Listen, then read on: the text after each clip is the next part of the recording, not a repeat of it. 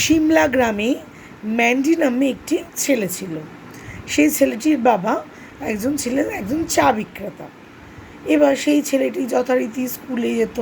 সে স্কুলের বন্ধুরা তাকে খুব রাগাতো, মানে তাকে নিয়ে ছোটো বড়ো কথা বলতো, মজা করতো যে ও চা বিক্রি করে, তোর বাবা চা বিক্রি করে, তোর বাবা চা বিক্রি করে, এরকম বিভিন্ন ধরনের কথা বলতো।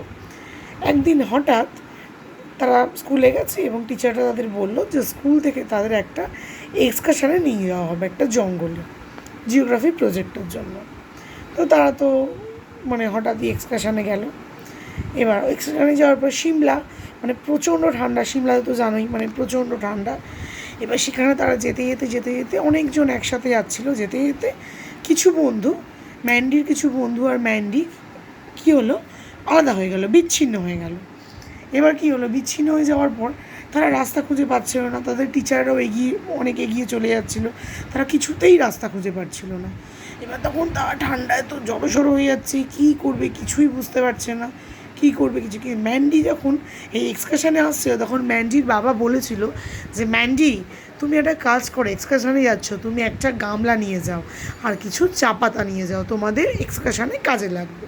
ও তো প্রথমে কিছুতেই রাজি হয়নি, তারপর ওই গামলা আর চা পাতা সঙ্গে নিয়ে এসেছিলো। প্রত্যেকে মানে জল তো জেনারেলি সবাই আনবে, সবার কাছে জলও ছিল, জলও নিয়ে এসেছিলো। এবার কী হলো, ঠান্ডায় তোরা প্রচণ্ড জমে যাচ্ছে, মধ্যরাত্রির আস্তে আস্তে আস্তে আস্তে ওরা যাচ্ছে। এবার যেতে যেতে ম্যান্ডি তখন বলল যে আমার কাছে একটা উপায় আছে। তো ওদের কাছে আগুন জ্বালানোর মতো ব্যবস্থা ছিল, ওরা একটা জায়গায় আগুন জ্বালালো এবং কী করলো, জল তো যা সবার কাছে অল্প অল্প ছিল ওই গামলার মধ্যে দিল। তো গামলার মধ্যে দিয়ে একটা মানে পাতা ফাতা জেলে ওরা একটা আগুনের ব্যবস্থা করলো এবং আগুনের ব্যবস্থা করে ওখানে কী করলো, আগুন জ্বালালো। আগুন জ্বালিয়ে, আর ম্যান্ডির কাছে তো ওই গামলা চা পাতা ওই সমস্ত ছিলই। ম্যান্ডি কী করলো, সুন্দর করে ওই এটা দিয়ে চা করলো, কিন্তু আরও তো চায়ের দরকার।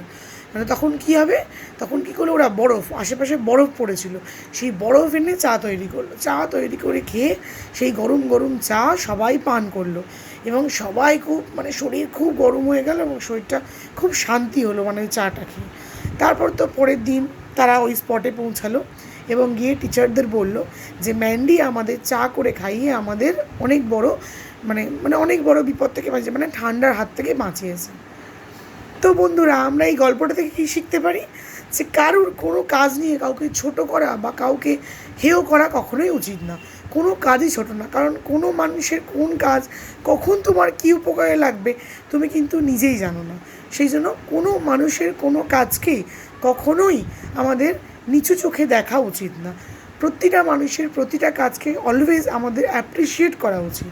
কারণ আর তখন কি ওরা জানতো যে ম্যান্ডিকে যে ওরা এত ছোট বড় কথা বলতো, এত গালিগালাজ করতো, মানে এত হেও করতো, সেই ম্যান্ডি কিন্তু ওদের চা বানানোটা যেহেতু জানতো, বাবার কাছ থেকে শিখেছিল, ওই চা কিন্তু ম্যান্ডি ওদের বানিয়ে খাওয়ালো।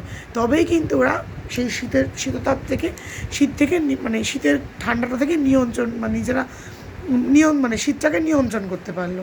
তো এই হচ্ছে আমার গল্প। তোমাদের যদি ভালো লাগে তোমরা কাইন্ডলি আমাকে অবশ্যই কমেন্টস করে জানাও।